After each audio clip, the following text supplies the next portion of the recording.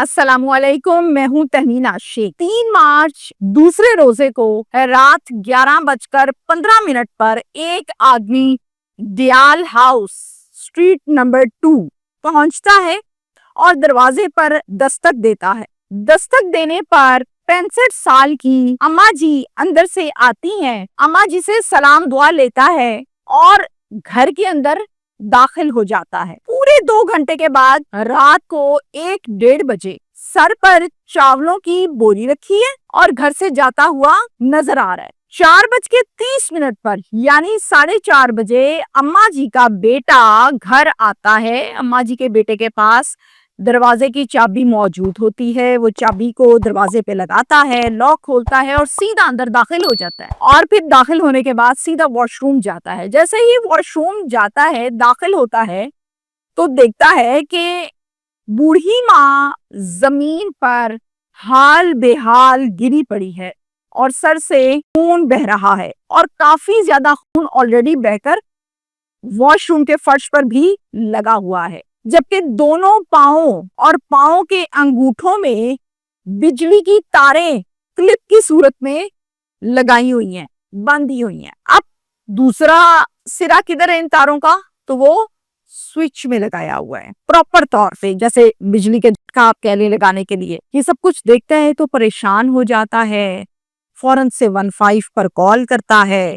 ہربنس پورہ پولیس فوراً موقع پر پہنچتی ہے، لاش کو اپنی تحویل میں لیتی ہے، وقوعہ دیکھتی ہے اور پوسٹ مارٹم کے لیے ہسپتال منتقل کر دیتی ہے۔ اس کے بعد ابتدائی تفتیش کا آغاز کرتی ہے۔ اماں جی کا قاتل وہی شخص ہے جو رات 11:15 پر گھر کے دروازے پر دستک دیتا ہے، سلام دعا لیتا ہے اور گھر کے اندر داخل ہوتا ہے۔ وہی شخص اماں جی کا قاتل ہے اور 2 گھنٹے بعد یہی شخص سر پر چاولوں کی بوری رکھ کے جا بھی رہا تھا۔ قاتل کو پولیس نے گرفتار کر لیا ہے۔ یہ رشتے میں کیا لگتا ہے؟ اس نے قتل کیوں کیا اور قتل کرنے کے پیچھے اس کا کیا فائدہ تھا؟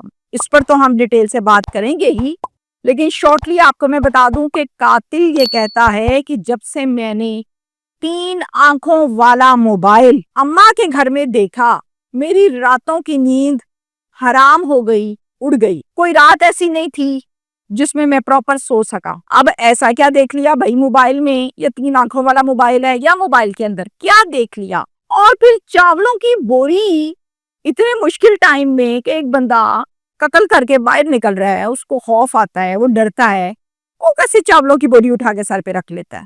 اور پھر چاولوں کی ہی بوری رکھنی تھی، اس کے پیچھے کیا حکمت ہے؟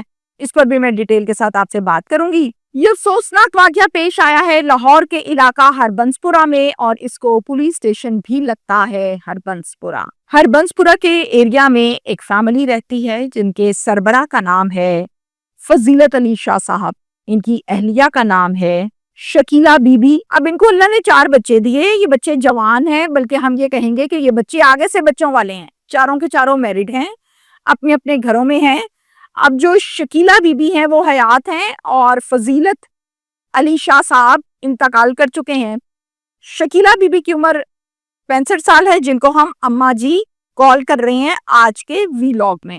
ہربنس پورہ کے علاقہ میں کرائے کے ایک مکان میں یہ اماں جی اکیلی رہتی تھیں کیونکہ بچے اپنے اپنے گھروں میں آباد تھے، بیٹیاں اپنے شوہروں کے ساتھ اور بیٹے اپنی بیویوں کے ساتھ۔ پولیس کو اس وقوعہ کے متعلق جب اطلاع ملی تو پولیس نے اس پر تفتیش کا آغاز کیا۔ قاتل تک پہنچنے کے لیے سب سے پہلا جو سٹیپ لیا گیا وہ تھا سی ٹی وی فوٹیج کا۔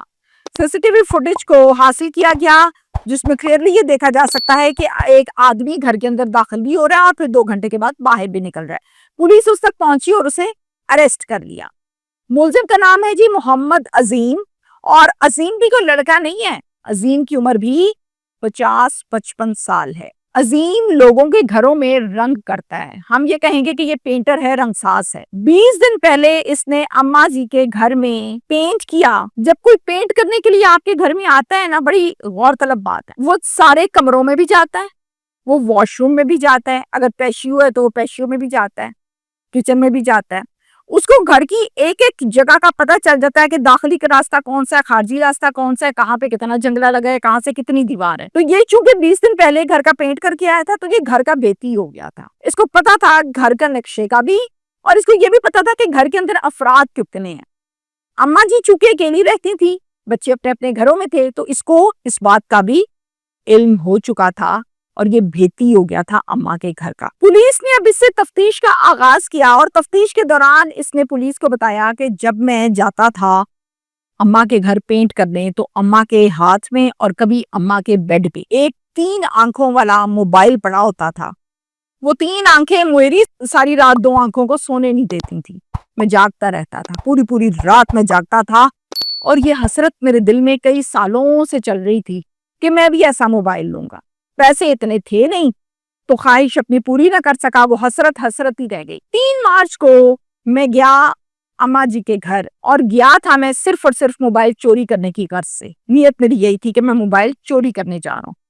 میں گیا, میں نے جا کے اماں جی کو اچھی طرح سلام کیا, اماں جی کے گھر اندر داخل ہو گیا. اماں جی چونکہ مجھے جانتی تھیں, انہوں نے دروازہ بھی کھولا, مجھے اندر بھی آنے دیا. میں اندر گیا, جا کے میں نے مکھن شکن لگائے, حال چال پوچھا, اور پھر اس کے بعد میں موبائل کو چوری کرنے کے لیے ایفرٹ کرنے لگا. ایفرٹس میں نے یہ کی کہ میں نے موبائل کو ہاتھ ڈالا اور پہلے نظروں سے تلاش کیا کہ موبائل پڑا کہاں ہے. جہاں موبائل پڑا تھا میں اس کو پکڑ کے اپنی جیب میں ڈال ہی رہا تھا کہ اماں جی کی نظر میرے پہ پڑ گئی. اماں جی نے مجھے دیکھ لیا. جیسے ہی اماں جی نے مجھے دیکھا, اماں جی نے شور مچانا شروع کر دیا. اب اماں جی نے جب شور مچایا تو میں ڈر گیا کہ یہ شور باہر چلا گیا, لوگ آ گئے تو میرے تو پلے کچھ نہیں بچنا. پاس ایک ڈنڈا پڑا ہوا تھا, میں نے اٹھایا, زور سے اماں کے سر پر دے مارا. اماں اس ڈنڈے کی وجہ سے چکرا کر زمین پر گر گئی, لیکن اماں کی سانسیں چل رہی تھی, صرف سر پھٹا تھا, بلیڈنگ ہو رہی تھی. میں اور گھبرا گیا, میں کہ تو اماں جی بچ گئی ہیں, اب یہ اس کو ہسپتال لے کے جائیں گے لوگ اور پھر کیا بنے گا. تو میں نے اماں جی کو گھسیٹا اور واش روم لے گیا. واش روم لے جا کر میں نے بجلی کی ایک وائٹ کلر کی تار تھی وہاں پر, اس کو دونوں سروں سے, دونوں سائیڈوں سے چھیلا. ایک سائیڈ اماں جی کے انگوٹھے میں لگا دی, دونوں پاؤں کے انگوٹھوں میں, اور دوسری سائیڈ بجلی کے سوئچ میں لگا کے بٹن آن کر دیا. اب اماں جی کو جھٹکے خوب لگ رہے ہیں اور اماں جی پہلے دوسرے جھٹکے میں فارغ ہو گئی. یہ سب کون بتا رہا ہے کہ ملزم اپنی سٹیٹمنٹ میں بتا رہا ہے پولیس کو. اماں جی کو جب جھٹکے لگے, اماں جی ختم ہو گئی. جب اماں جی کو میں نے ڈنڈا مارا تھا اس ٹائم تک اماں زندہ تھی, سانسیں چل رہی تھی لیکن بول نہیں پا رہی تھی.